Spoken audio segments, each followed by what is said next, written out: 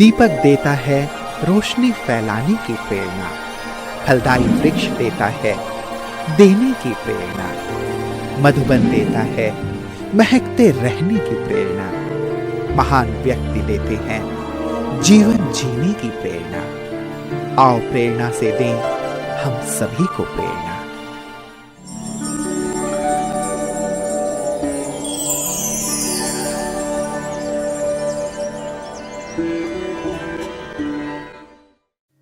अपरा पंजाब राज्य के जालंधर जिले में स्थित एक नगर है। अपरा सोने की नगरी के नाम से प्रसिद्ध है। इसके अलावा धान की फसल के उत्पादन के लिए भी ये जाना जाता है। अपरा ब्रह्मा कुमारी ईश्वरीय विश्वविद्यालय की मुख्य संचालिका हैं राजयोगिनी ज्योति दीदी जी।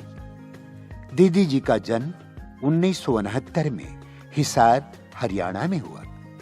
बचपन से भक्ति एवं पूजा पाठ में आप विशेष रुचि रखती रही हैं। आप सहनशीलता, धैर्यता, हिम्मत, गंभीरता, सरलता आदि गुणों से भरपूर हैं। सत्य की खोज में आपको 1988 में ईश्वरीय ज्ञान की प्राप्ति हुई और 1990 में आपने संस्था के मुख्यालय माउंट आबू में अव्यक्त बाप दादा से ईश्वरीय मिलन मनाया। 1992 से आपने अपना जीवन ईश्वरीय सेवा में समर्पित कर दिया। तब से फिल्लौर के विभिन्न क्षेत्रों में ईश्वरीय सेवाएं प्रदान कर 2010 से अपरा में परमात्म संदेश दे रही। वर्तमान समय 250 से अधिक विद्यार्थी ईश्वरीय ज्ञान की पालना से अपना जीवन श्रेष्ठ बना रहे।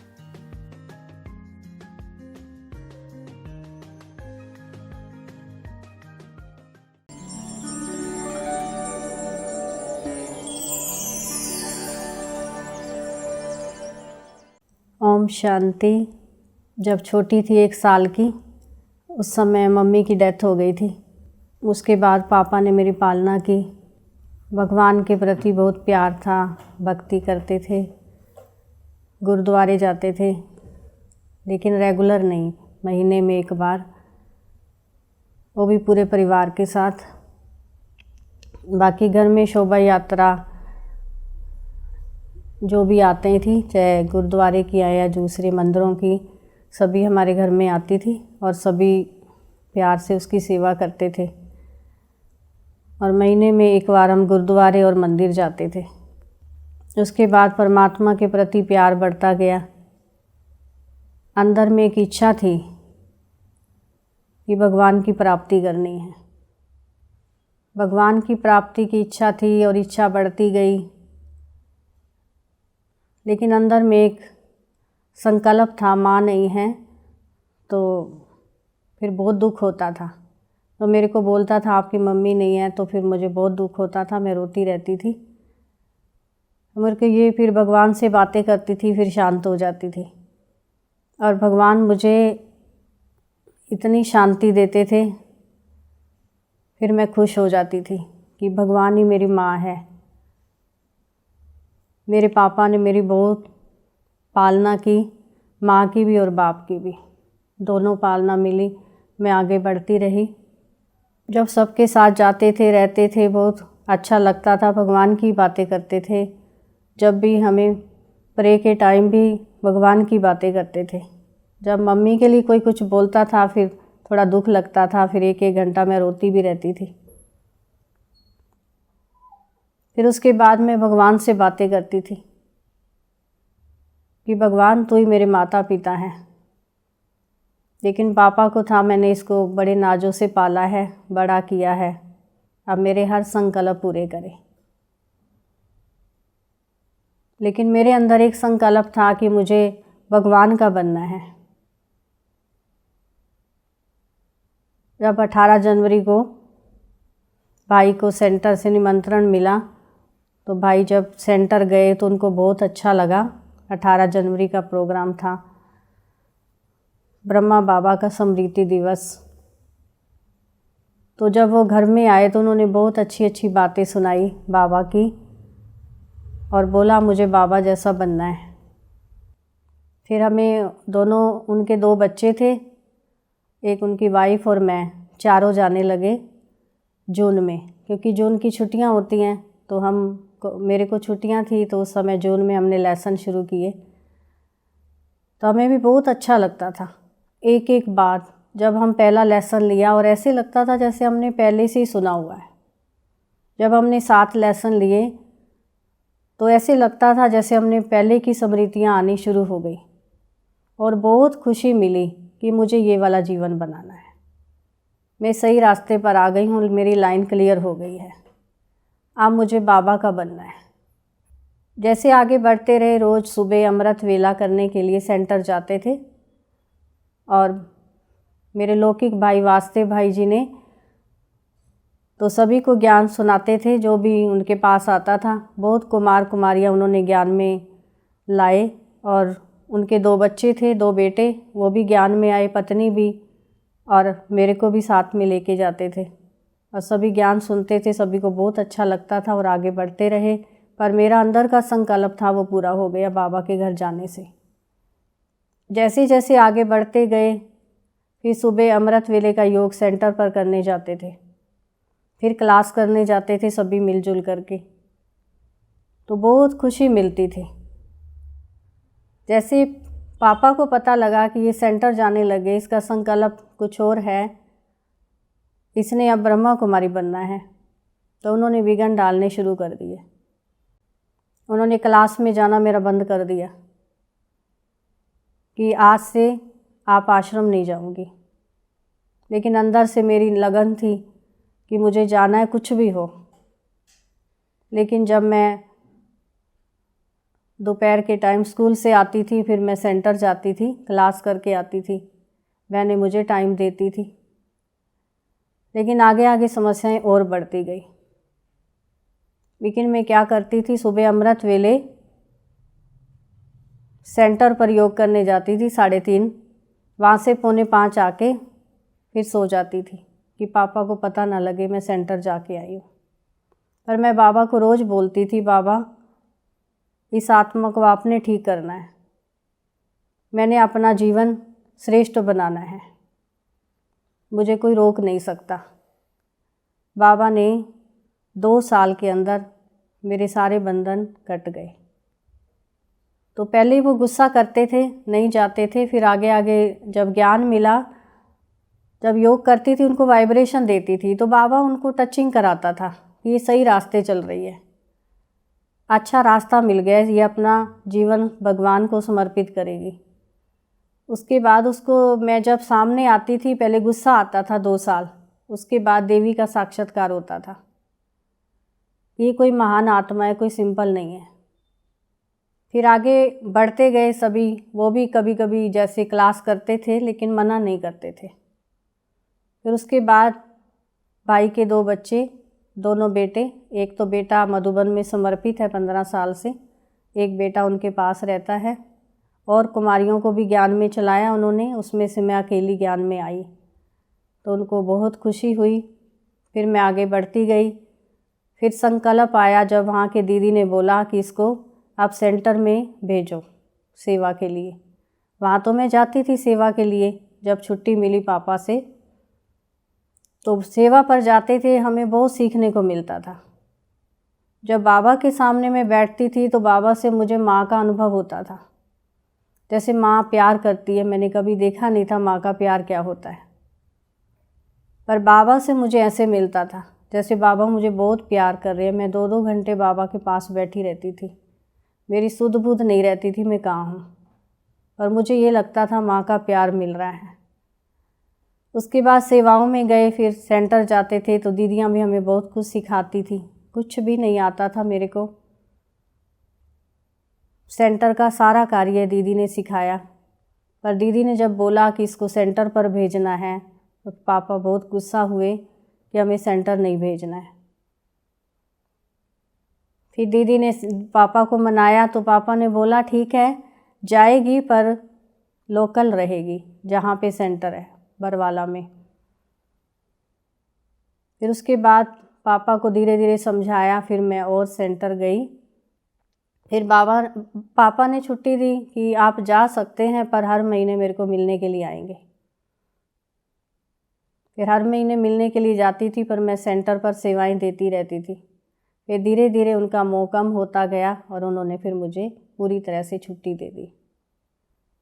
फिर वासुदेव भाई जी, मेरे लौकिक वासुदेव भाई जी 1990 में मेरे को मधुबन में लेकर के गए बाबा से मिलाने के लिए, और कुमारियाँ भी साथ में थी और उनके 2 बेटे भी थे, पत्नी भी थी। जब बाप दादा से हम मिले तो बाप दादा ने मुझे वरदान दिया कि आपको ब्रह्मा कुमारी बनना है, गृहस्थी में नहीं फंसना।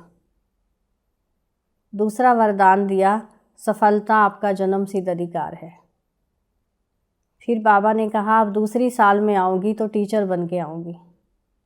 फिर बड़े दादी से हम मिलते थे, जब भी मधुबन आते थे बड़े दादी बहुत प्यार करते थे। उसके बाद मनोहर दादी से भी मिलते थे तो दादी हमें बहुत प्यार करती थी। ये पंजाब से बच्चियाँ आई हैं। चंद्रमणि दादी से बहुत नज़दीक से रहे हैं, उनकी पालना मिलती रही।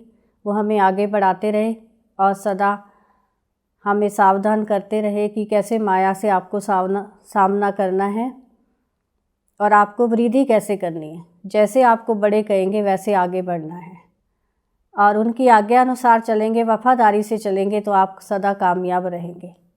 तो उनकी शिक्षाओं को, दादियों की शिक्षाओं को लेकर हम आगे बढ़ते रहे और दादियों का भी मुझे बहुत प्यार मिला और आगे बढ़ाते रहे।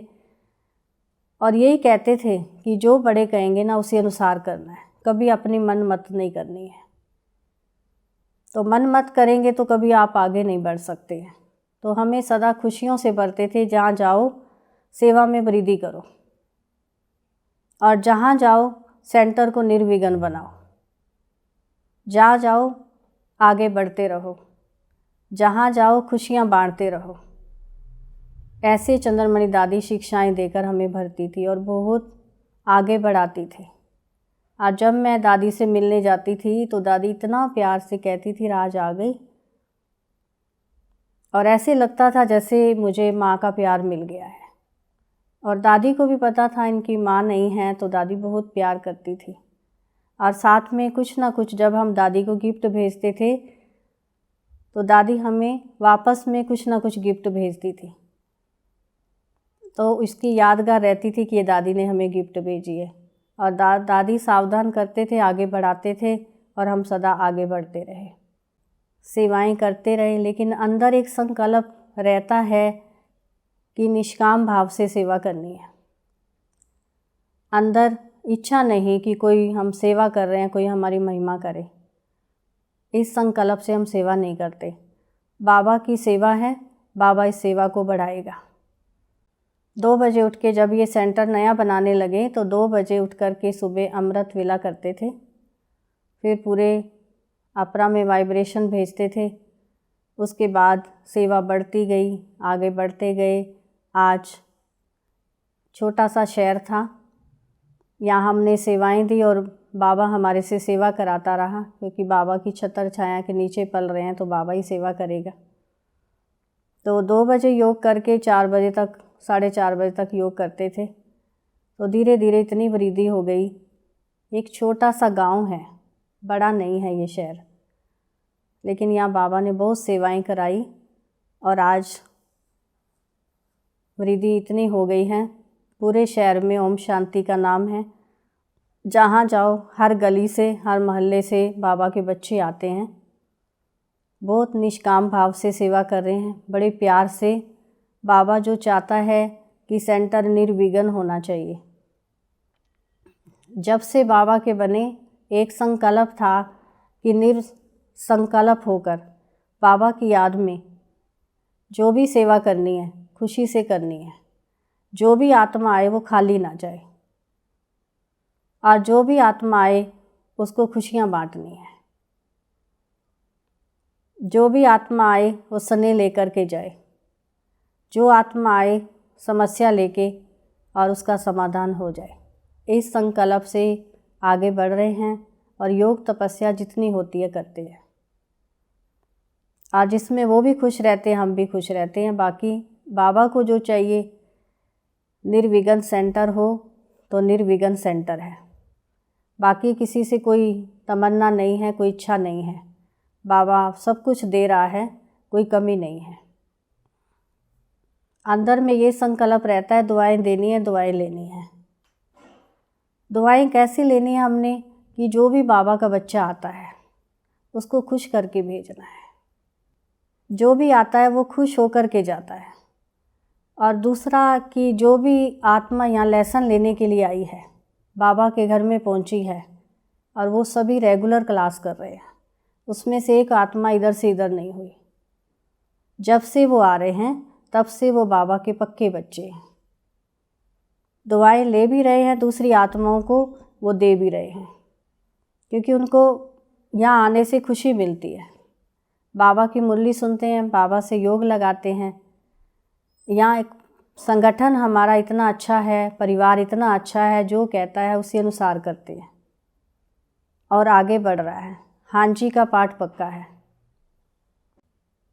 क्योंकि बाबा हमें दुआओं से भर रहा है, तो हम आत्माओं को भी दूसरी आत्माओं को देना है। ये संकल्प रहता है, जो आत्मा बाबा के घर में आई है और बाबा की बनकर रहे, और वो बाबा की बनकर रहती है। इसके लिए हम सबसे ज़्यादा योग करते हैं। और सुबह अमृत वेले का योग करते हैं 2 बजे। 2 बजे का योग। दूसरा, इंटरनेशनल योग कभी मिस नहीं करते हैं, ना हम करते हैं, क्योंकि दादी जानकी जी का संकल्प है, इंटरनेशनल योग पर बहुत महत्व देती हैं, तो मैं भी उस पर बहुत महत्व देती हूँ।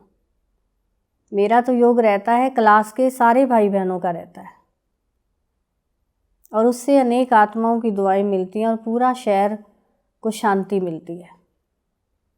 और सभी आत्माएं कहते हैं कि इस पूरे शहर में शांति है, क्योंकि सुबह 2 बजे से उठकर दूसरे आत्माओं को दुआएं देना शुरू कर देते हैं, और दूसरी आत्माओं की दुआएं तो ऑटोमेटिकली मिलेंगी।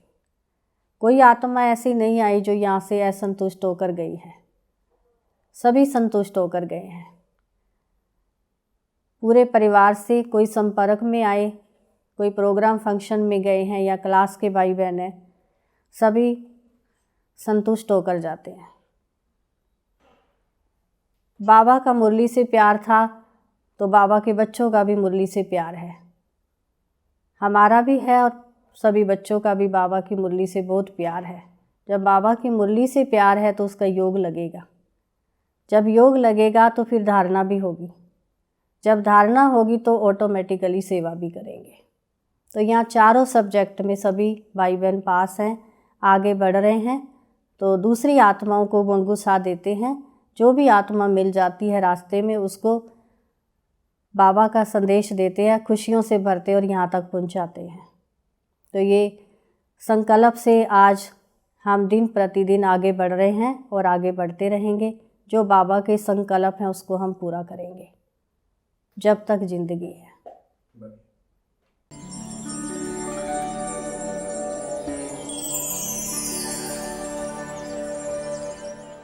बाबा के साथ लॉयल कैसे रहना है, और वही आज जीवन में हम उसको अपना के चल रहे हैं। तो हमारे हर कदम पर कदम बाबा का साथ मिल रहा है।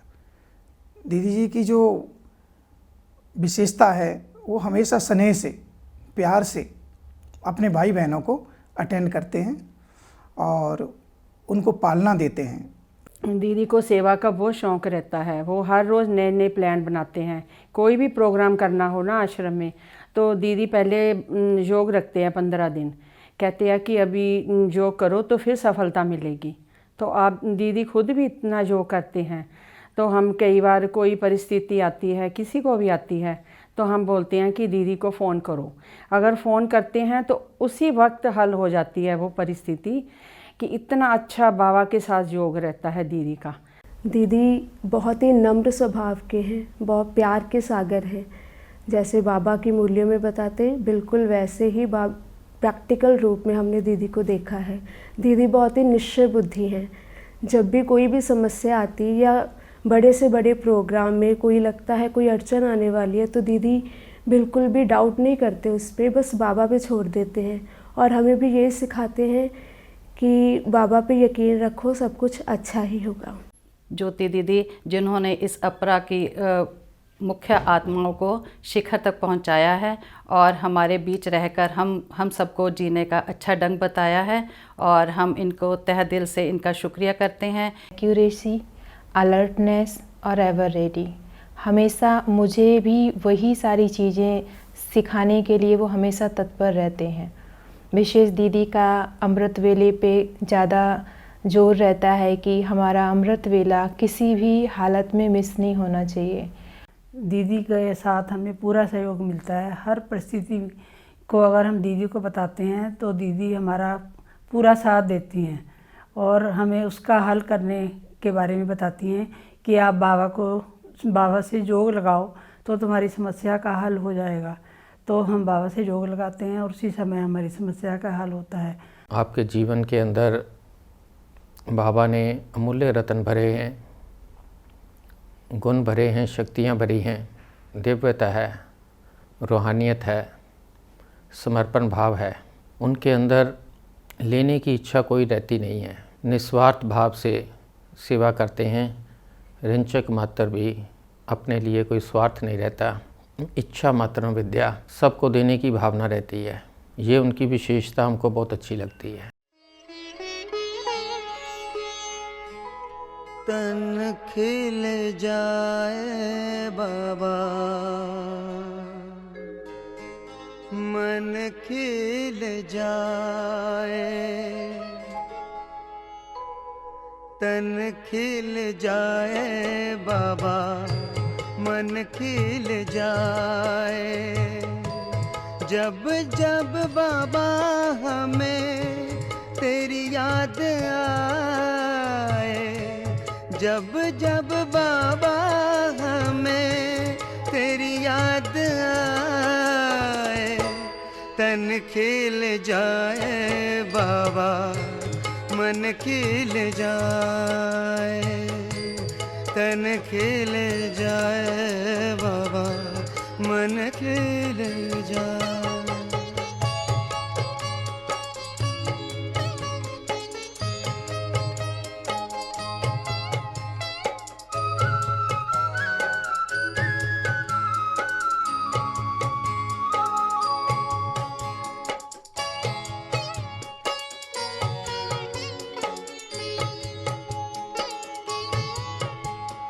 पाया है जब से हमने प्यार तुम्हारा, भूल गए हम तब से संसार हमारा।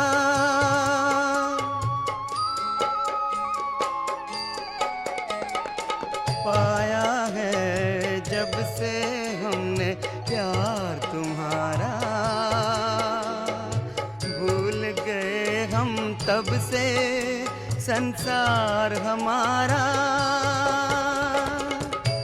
ज्ञान के हमको पंख लगाए, ज्ञान के हमको पंख लगाए।